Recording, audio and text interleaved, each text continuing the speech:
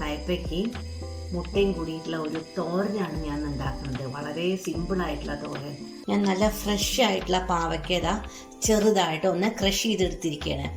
കുറച്ച് കറിവേപ്പിൻ്റെ ഇല, വെളുത്തുള്ളി, മഞ്ഞൾപ്പൊടി, മുളക് പൊടി, ഓരോരുത്തരുടെ ആവശ്യത്തിനനുസരിച്ച് 2 പച്ചമുളക്, സവാള 2 സവാള വേണം, ഉപ്പ്, കുറച്ച് നാളികേരം, 2 മുട്ട, അതിൽ കുറച്ച് മഞ്ഞൾപ്പൊടിയും ഉപ്പും കൂടി ഞാൻ ബീറ്റ് ചെയ്തതാണ്.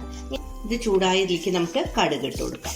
അതിലേക്ക് നമുക്ക് ഈ കറിവേപ്പില, വെളുത്തുള്ളി, അപ്പോൾ വെളുത്തുള്ളിയൊക്കെ നന്നായി മൂത്തു ടേസ്റ്റൊക്കെ മാറി കിട്ടി. അതിലേക്ക് നമുക്ക് സവാള ഇട്ട് കൊടുക്കാം.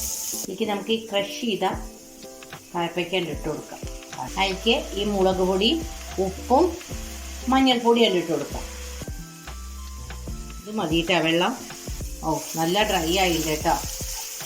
അങ്ങോട്ടും ഇങ്ങോട്ടും മാറ്റിയിട്ട് നമുക്ക് ഈ ബീറ്റ് ചെയ്ത് വെച്ച മുട്ടാണ്ട് ഒഴിച്ചു കൊടുക്കാം.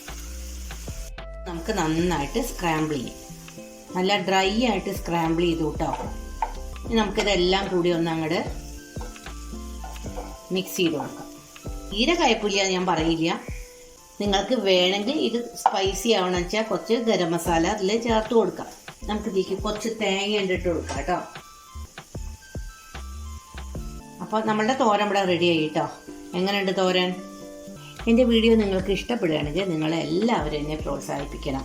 ഓണത്തിന് പുതിയ പുതിയ വിഭവങ്ങൾ ഞാൻ അണിയറയിൽ തയ്യാറാക്കാൻ വേണ്ടിയിട്ടുള്ള പുറപ്പാടിലാണ്.